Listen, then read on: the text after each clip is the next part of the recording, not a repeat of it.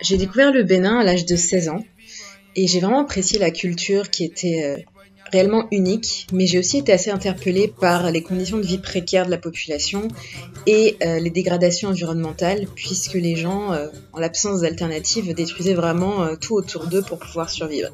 Et c'est ça qui m'a donné l'envie de revenir un jour au Bénin. J'avais aussi cette notion cette volonté de réciprocité dans ma tête, puisque un jour, mon grand-père a quitté le Bénin pour venir en France s'installer, contribuer au développement du pays, et je trouvais ça une assez belle idée de me dire que moi, j'allais faire le chemin inverse.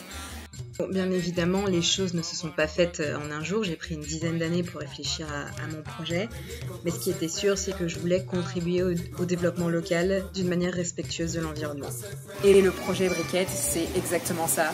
Trouver un moyen de fournir une énergie plus propre, moins chère aux gens, et du coup avoir à la fois cet aspect social, économique et environnemental qui sont joints dans une même initiative.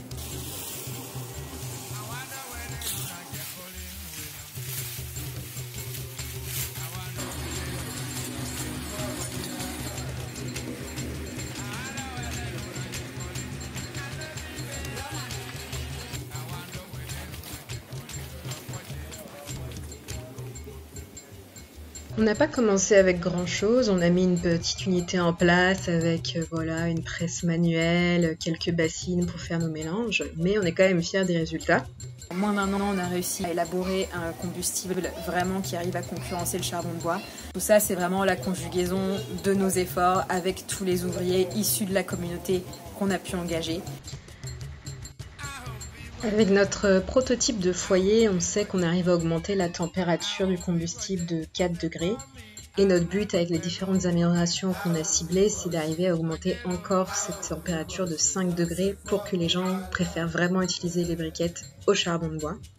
Et parallèlement, du coup, développer une presse mécanisée qui permettra de produire à grande échelle pour être rentable. Et c'est pour ça qu'on a fait un partenariat avec un établissement d'éducation supérieure français qui pourra apporter cette expertise technique. Si vraiment on arrive à en faire une activité pérenne économiquement, on pourrait envisager de reproduire l'initiative dans d'autres régions du Bénin ou dans d'autres régions du monde et peut-être arriver vraiment à lutter contre la déforestation pour préserver notre planète à plus grande échelle. Le deuxième problème auquel on s'est attaqué, c'est évidemment le plastique, puisque c'est un déchet qui, contrairement aux déchets organiques, ne disparaît pas. À Porto Novo, on a à la fois des petits collecteurs qui sont dans les dépotoirs et qui ramassent ce plastique dans des conditions vraiment très précaires, et des structures de précollecte qui vont chercher les déchets chez les gens et les ramènent dans des tricycles jusqu'au dépotoir, et qui aussi souffrent de problèmes d'organisation, de manque de moyens, etc. Donc nous, ce qu'on a commencé par faire, c'est discuter avec tout ce monde pour comprendre ce qui n'allait pas, comment on pouvait changer les choses, améliorer pour que ça fonctionne mieux pour tout le monde et notamment que ces acteurs démunis puissent mieux gagner leur vie. Et c'est grâce au dialogue qu'on a pu commencer à construire un fonctionnement commun pour récupérer ces déchets plastiques et les valoriser dans notre unité.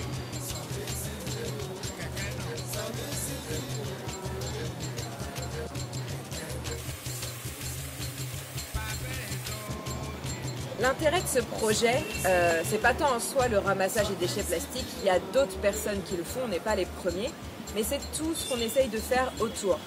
Toutes les personnes qu'on a embauchées, c'est des personnes qui étaient dans de grandes difficultés.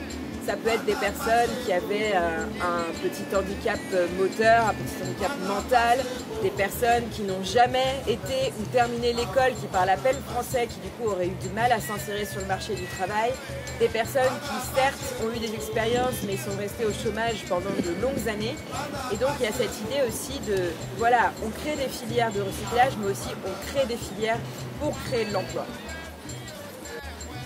Les déchets plastiques, nous, on les transforme pour les revendre, ce qui fait qu'on peut les acheter à un prix juste aux acteurs qui les collectent, qui sont souvent par ailleurs exploités par d'autres acteurs plus scrupuleux. On essaye aussi de leur donner des formations en éducation financière, en hygiène, sécurité, De leur fournir des équipements de protection pour améliorer leurs conditions de travail et de vie. On est aussi en train de développer une mutuelle, enfin un fonds d'épargne pour les risques, pour qu'ils aient un filet de sécurité minimum en cas de coup dur, que ce soit en santé ou peut-être pour aider à l'éducation des enfants, etc. Donc en soi, moi ce qui m'intéresse vraiment, c'est pas tant le fait de ramasser des déchets plastiques, c'est comment avec ces déchets plastiques, on peut arriver à changer la vie des gens pour le mieux. Et l'un des programmes sociaux auxquels je suis le plus attachée et qui est lié justement à cette activité plastique, c'est l'opération 2 en 1, où on peut sensibiliser les écoliers à la pollution plastique, les amener à faire le tri sélectif dans leurs établissements et du coup convertir tout ce qu'ils ont collecté en subventions pour financer des projets socio-éducatifs comme de la danse, du théâtre, la distribution de kits scolaires. Et là, on montre vraiment concrètement aux enfants comment, en prenant soin de l'environnement, au final, ils prennent soin d'eux et ça leur apporte quelque chose. Et donc vraiment, ce qu'on essaye de créer ici, c'est un modèle d'économie circulaire pérenne. On ne veut pas être comme toutes ces ONG qui fonctionnent sur des subventions et dès que les subventions s'arrêtent, tout s'effondre. Nous, tout doit être absolument autofinancé. On y pense depuis le début, on met en place des business plans pour chaque projet. Et certes, on prend des subventions pour démarrer, pour expérimenter, mais au final, avec la vente de nos briquettes, la vente de notre broyat de plastique, ça doit permettre d'autofinancer le projet qui doit pouvoir se perpétuer pour plusieurs années.